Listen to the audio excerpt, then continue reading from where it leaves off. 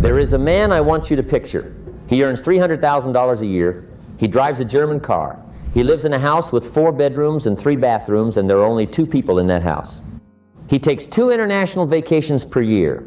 He has a wine subscription, a gym membership, a tailor, and a monthly bill for a streaming service he has not opened in 4 months. He is, by every external measurement, successful. He is also terrified. He cannot sleep. He cannot quit his job. He has not taken a real risk in 11 years. He cannot say no to his boss because his boss owns him. Not on paper, no contract says that. But his mortgage says it. His car payment says it. His children's private school tuition says it. His lifestyle says it. He has built himself a prison so beautiful, so polished, so envied by everyone on his street that he forgot it was a prison. Now picture a second man. He earns $80,000 a year. He drives a used Japanese car that he paid for in cash. He lives in a house that is modest and completely his. He has no subscriptions he does not use. He takes 1 vacation per year to somewhere quiet. He has, by every external measurement, less. But he can walk into his boss's office tomorrow and resign without his hands shaking. He can take a risk on a business idea because his survival does not depend on the outcome. He can sleep. Which man is wealthier? Not the one with the bigger number, the one with the smaller cage. Today we are going to talk about the most invisible wealth destroyer in modern life. It is not bad investments. It is not laziness. It is not market crashes.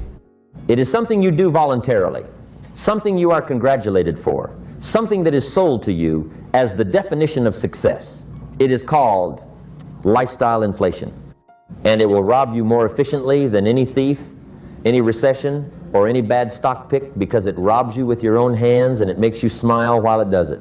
Welcome to the Golden Prison. Before we get into the specific traps, you need to understand the fundamental law that governs all of this. I call it the ratchet principle. A ratchet is a mechanical device. It is a gear that clicks in one direction and locks. It can move forward, it cannot move backward. Once it clicks to the next tooth, that tooth becomes the new floor. There is no going back without destroying the mechanism entirely. Your lifestyle is a ratchet. The moment you upgrade your car, that car is no longer a luxury, it is a requirement. The moment you upgrade your apartment, that apartment is no longer a treat, it is your baseline. The moment you start flying business class, economy does not feel like a lesser option. It feels like a punishment. The click happens silently. You do not notice it when it happens. You only notice it later, when someone suggests you go back and you physically cannot. This is not a moral failure. This is neuroscience. There is a law in behavioral psychology called hedonic adaptation. It was documented by researchers Philip Brickman and Donald Campbell, and it states that human beings return to a stable level of happiness regardless of what happens to them.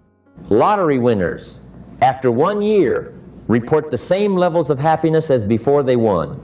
Accident victims who lost the use of their legs, after 1 year, report nearly the same levels of happiness as before. We adapt, we normalize, we reset.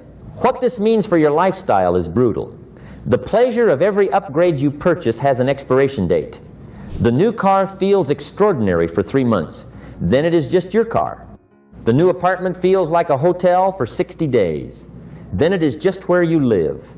The dopamine fades, the ratchet locks, and what was once a luxury is now a necessity.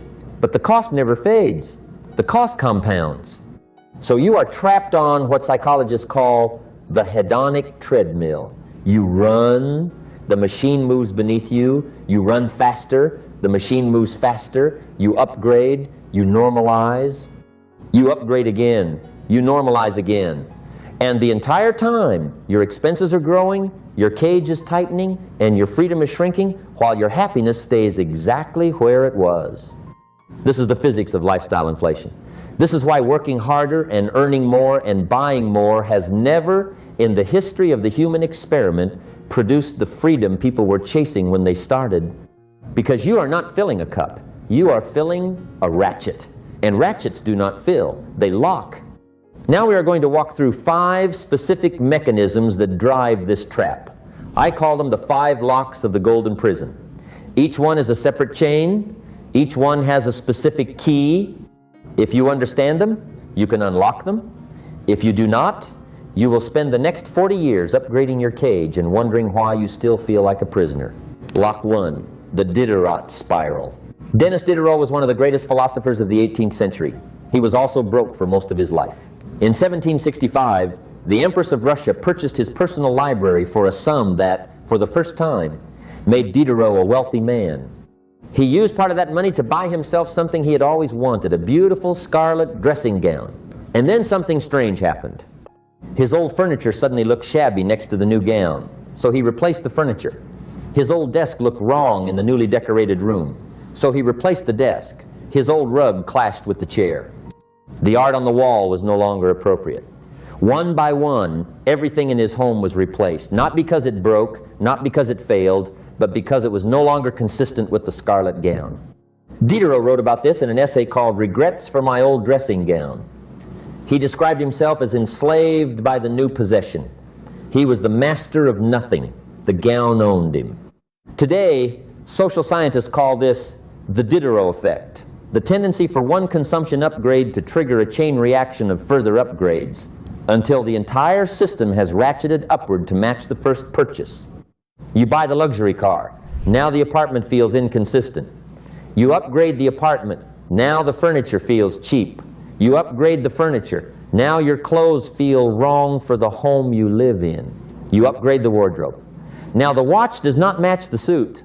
This is not vanity. This is not stupidity. This is cognitive consistency bias. The human brain is a pattern matching machine. It is deeply uncomfortable with inconsistency. When one element of your lifestyle jumps to a new tier, your brain generates low-level anxiety about everything that has not yet matched it.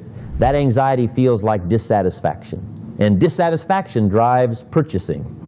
The retail industry understood this long before the psychologists named it. Why do you think car dealerships show you the premium trim first? Why do you think luxury hotels upgrade your room on the first visit? They are not being generous. They are installing the first tooth of the ratchet. They are dropping the scarlet gown on your chair and walking away, knowing that everything else in your house will follow. The first lock of the golden prison is not greed. It is coherence. You are not trying to impress anyone. You are trying to make your life feel internally consistent. And the system has engineered that desire into a purchase trigger.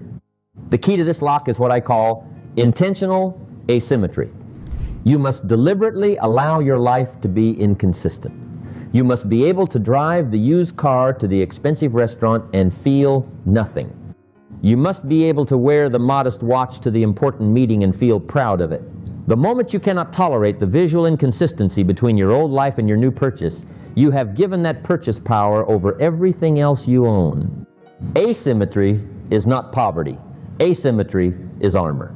Lock 2, the status tax. Let me ask you an uncomfortable question. When you upgraded your last significant purchase, your car, your apartment, your watch, your phone, who were you thinking about? Think carefully before you answer. Because research by behavioral economist Robert Frank at Cornell University found that the single greatest predictor of consumer spending in any neighborhood is not income, it is the income of the neighbors. We do not buy for ourselves, we buy for our audience. We are running a permanent performance, and every upgrade is a new scene in the play. I call this the status tax. Every purchase that is driven not by function but by social signal carries an invisible premium. That premium is not paid once. It is paid monthly, annually, every time the maintenance bill arrives, every time the insurance renews, every time the thing you bought to be seen in must be replaced by the newer version of itself, because the audience has moved on, and what impressed them last year no longer does. Think about what this means mathematically. When you buy a car for transportation, you are buying 0 to 60 miles per hour, 4 wheels, a functioning engine. When you buy a car for status, you are buying all of that plus the attention of strangers. And here's the thing about the attention of strangers. It lasts approximately 8 seconds. The person in the car next to you at the red light notices your car for 8 seconds. Then the light changes. Then they forget you. You are financing a $60,000 machine for 8 seconds of recognition from someone whose name you will never know. And it is worse than that. The author Morgan Housel observed something brilliant in his book on wealth and behavior. He wrote about the paradox of the luxury car. When you see someone driving a Ferrari, you do not think about how impressive the driver is. You imagine yourself in the Ferrari. The car makes you invisible. People are not admiring you. They are using you as a prop for their own fantasy. The status you are purchasing is a hallucination. You are paying a tax on a transaction that never actually completes. Now multiply this across every status-driven purchase in your life. The apartment in the expensive neighborhood, the business class ticket, the designer bag. The private school for children who would receive an equally fine education for 1/10 the cost. Add those premiums together. That is your annual status tax. That is the check you write every year to an audience that is not watching, for approval that does not arrive, for a feeling that expires before the credit card bill does. The key to this lock is the concept of the inner scorecard, a phrase I have used my entire life. Before any significant purchase, you must ask one question. Am I buying this because I want it, or because of what someone else will think when they see it? If the answer involves another person's perception, you are not shopping, you are paying tax. And smart people find every legal way to reduce their tax burden. Lock 3, the golden cage. This is the lock that most people feel but cannot name. It is the most dangerous one. I call it the golden cage. Here is how it is built. You get a raise, you upgrade your apartment, you sign a 2-year lease, your fixed monthly cost increases by $800, then you upgrade the car, monthly payment, $600. Then the lifestyle that matches the apartment and the car requires a certain wardrobe, certain restaurants, certain vacations. Your fixed cost of existing has just risen by $2,000 a month. Now do the math of what that means for your freedom. Every dollar of fixed monthly expense you add to your life requires you to earn approximately $1.50 in gross income to cover because of taxes, because of the other expenses that come with that lifestyle tier, because of the Diderot Spiral that followed the first upgrade. So that $2,000 increase in your monthly lifestyle actually cost you closer to $3,000 in gross income per month to maintain, which means you now need your job $3,000 a month more than you needed it before, which means your boss owns $3,000 more of you than he did last year. The golden cage is not a metaphor, it is a balance sheet. Every lifestyle upgrade is a transfer of power from you to your employer, from you to your creditor, from you to anyone who controls the income stream your new lifestyle depends on. The more beautiful the cage, the more leverage they have. This is why the most dangerous words in the English language for your long-term freedom are not "you're fired," they are "you deserve this." Every time someone tells you that you deserve the upgrade, they are helping you build one more bar. Consider what the cage costs you beyond money. It costs you courage. A person with low fixed expenses can take risks that a person with high fixed expenses cannot even consider. The man with a modest life can quit the job, launch the company, walk away from the bad partnership, move to a different city for a better opportunity. The man with the beautiful cage cannot do any of these things, not because he lacks talent, but because the cage requires feeding. Think about every important decision in your professional life over the last 10 years. How many of them were constrained not by what was right, but by what your lifestyle required? How many times did you stay in a situation you knew was wrong because you could not afford to leave? How many risks did you not take because the downside would touch your lifestyle? That is not caution. That is captivity. Wealth is not a number. Wealth is options. And every upgrade you buy reduces your options by exactly the amount it increases your expenses. There is a direct, mathematical, one-to-one relationship between your lifestyle cost and your freedom, and it runs in opposite directions. The key to this lock is what I call the optionality budget. Before any lifestyle upgrade, you must calculate not just the monthly cost, but the freedom cost. Ask yourself, if I add this expense to my life permanently, what decision will I no longer be free to make?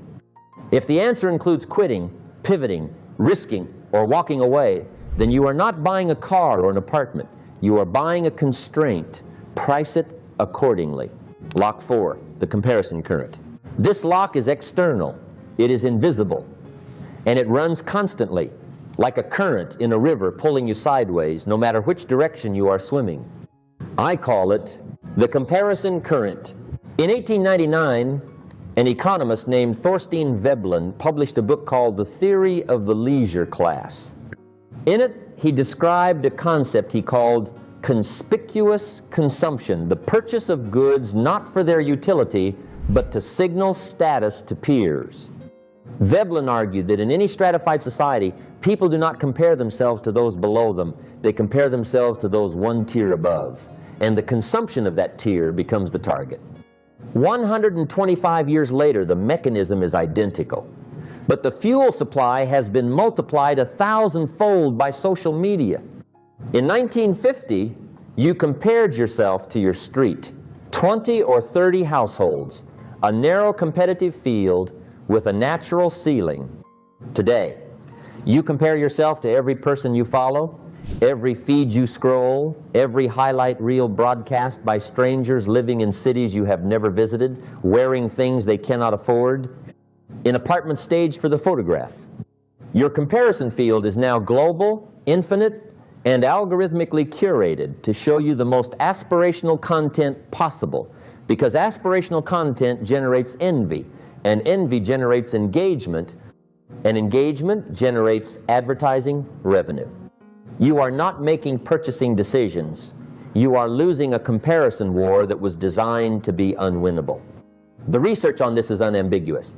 A 2018 study published in the Journal of Social and Clinical Psychology found a direct causal relationship between social media use and both depression and loneliness. But what the researchers also found, and this is the part nobody quotes, is that the mechanism was not content itself, it was social comparison. The more time subjects spent comparing their lives to others online, the worse they felt and the more they spent in an attempt to feel better. The comparison current does not just steal your money, it steals your satisfaction with what you already have. You can own something genuinely good, a perfectly functional car, a comfortable home, a wardrobe that serves you, and the current can make it feel inadequate within 30 seconds of scrolling. That is an extraordinary weapon in the hands of a system that profits from your dissatisfaction. This is what I mean when I say the outer scorecard will bankrupt you, not just financially, psychologically. When your internal measure of sufficiency is calibrated by external comparison, you will never reach it because the comparison target is always moving. There will always be a newer car on someone's feed. There will always be a bigger apartment in someone's story. The finish line is not a place. It is a mechanism for keeping you running. The key to this lock is comparison fasting. For 30 days, you must audit every platform, every feed, every media input that causes you to measure your life against someone else's. You do not have to delete them permanently, but you have to understand which ones generate the current, the specific sources that, after exposure, make you look around your own life with dissatisfaction. Those sources are not entertainment. They are attacks on your contentment. Curate them with the same ruthlessness you would apply to any other recurring expense that delivers no return. Lock 5, the identity hostage. And now we arrive at the deepest lock, the one that makes all the others permanent. I call it the identity hostage. Here's what happens when a lifestyle has been maintained long enough. You stop having a lifestyle. The lifestyle has you. It starts subtly. You make a comment at dinner. I could never go back to driving something like that. You feel a faint embarrassment when someone sees the neighborhood you grew up in. You introduce yourself at a party, and the first 3 things you mention are what you do, where you live, and what you drive. Because somewhere along the way, those things became the answer to the question, who are you? Your possessions are no longer things you own. They are things that define you. And that transition from owner to defined is the moment the prison becomes permanent. Because now the cage is not around your money or your time. It is around your identity. And people will sacrifice almost anything to protect who they believe themselves to be. Psychologists call this the endowment effect, the cognitive bias by which people ascribe dramatically more value to things they own than to things they do not. Once something is yours, it becomes part of your self-concept. Losing it feels not like losing a possession, but like losing a piece of yourself. Apply this to a lifestyle. The expensive apartment is not just where you live. It is who you are. Downgrading it is not a financial decision. It is an identity amputation. This is why people who cannot afford their lifestyle do not simply adjust it. They borrow, they strain, they cut from savings. They quietly go into debt. Anything to avoid the psychological violence of telling a story about themselves that contradicts the one they have been telling for years. I have known men who drove themselves to financial ruin defending a lifestyle they privately hated, because admitting they could not sustain it meant admitting they were not the person they had told their friends they were. Your possessions have taken your identity hostage, and they are charging ransom every month. The most powerful financial act you can perform is to build an identity that is independent of your possessions. An identity rooted in values, in craft, in relationships, in the quality of your thinking, not in the objects that surround you. When your identity does not live in your car or your apartment or your wardrobe, those things become negotiable. And when your assets are negotiable, you are free.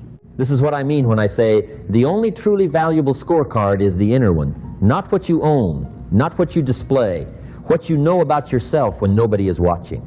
Now that you understand the 5 locks, we need to talk about the key that opens all of them at once. I call it the lifestyle freeze. The concept is simple, radical in practice. From this point forward, every time your income increases, whether through a raise, a promotion, a business, success, a bonus, your lifestyle does not move. Not $1 of that increase goes toward upgrading your standard of living. Every dollar of additional income goes directly toward assets. Investments, equity, property, savings, anything that generates a return or builds a moat, your lifestyle stays exactly where it is. It freezes. This is not deprivation. You are not cutting anything. You are simply refusing to ratchet upward. You are allowing your income to grow while your expenses remain fixed. And what you are building with every month that passes is something that almost no one in modern society ever builds. A widening gap between what you earn and what you need. That gap is not an accounting line. That gap is your freedom. Let me show you the mathematics. 2 people earn $80,000 a year. Person A upgrades their lifestyle every time income rises. At $100,000, they upgrade the car. At $120,000, they upgrade the apartment. At $150,000, they upgrade the vacations. Every raise is immediately consumed by the ratchet. Their wealth gap, the distance between income and expense, never widens. It stays at roughly 0 regardless of what they earn. Person B freezes their lifestyle at the $80,000 standard. As income grows to $100,000 and then $150,000, their fixed expenses remain anchored to their original baseline. The gap between what they earn and what they spend grows with every raise. They invest the difference. Compounding begins. In 10 years, Person A has a more impressive lifestyle and 0 financial security. Person B has a modest lifestyle and the beginning of genuine independence. Who is wealthier? Not the one with the higher consumption, the one with the larger gap. The lifestyle freeze has 3 stages. Stage 1, audit the ratchet. Write down every fixed monthly expense in your life, every subscription, every payment, every recurring commitment. For each one, ask a single question. Is this buying me function, or is it buying me status? Not as a moral judgment, as a financial one. The status purchases are the teeth of the ratchet. Name them. Stage 2, fix the floor. Decide with precision what your lifestyle costs at a level that is genuinely comfortable and genuinely yours, not calibrated to a social comparison, not driven by a Diderot spiral, not feeding someone else's perception of you. That number is your fixed floor. It does not move. As income grows, the floor stays. The ceiling rises. The gap between them is your wealth velocity. Stage 3, redirect the delta. Every additional dollar earned above your fixed floor is deployed into assets that work without you. Index funds, real estate, equity in a business, not a nicer car, not a longer vacation. These are legitimate pleasures, and there is a time for them, but that time is when your assets generate enough income to fund the upgrade without touching principal. You upgrade the life with the interest. You never touch the capital. When you operate this way, something shifts in your psychology. You stop measuring your success by what you own. You start measuring it by what you have built. And those are two completely different games with two completely different endings. I want you to do something uncomfortable. Imagine you are very old. Your health is going. Most of the people you loved are gone or going. You are sitting somewhere quiet, and you are looking back across the full length of your life with the clarity that only comes when there is not much time left to spend on illusions. In that moment, I want you to ask yourself what you will remember. Will you remember the car you drove at 43? Will you remember the apartment in the good neighborhood? Will you remember the business class seats, the designer suits, the restaurant with the right address? Will those things feel from that distance like the life you lived, or will they feel like the furniture you rented while the real life waited in an adjacent room that you never quite entered? Because here is the brutal arithmetic of a life. You get, on average, 4,000 weeks. That is it. And a significant portion of those weeks will be spent inside a system designed to convert your weeks into someone else's profit through your labor, through your consumption, through your need for their approval. The system is not evil. It is just efficient. It converts human time into economic activity. And it uses lifestyle inflation as the primary mechanism for ensuring that you stay inside it, working, consuming, comparing, upgrading, never quite accumulating enough freedom to leave. The men and women who escape are not smarter. They are not luckier. They made one decision quietly, without announcing it, without waiting for permission, to stop measuring their life by the things in it and start measuring it by the options available to them. They froze the lifestyle. They let the gap widen. They let the money compound in silence. They let people think what they wanted about the modest car and the ordinary house and the second-hand watch because they were too busy building something invisible to worry about something ornamental. And then, one day, they woke up and the cage was gone. Not because they destroyed it, because they never finished building it. The door to the golden prison has always been open. It swings outward. The only thing keeping you inside is the belief that the prison is the destination, that the bigger the cage, the more successful the life. It is not. The goal is not a bigger cage. The goal is no cage at all. That is all. Thanks for watching.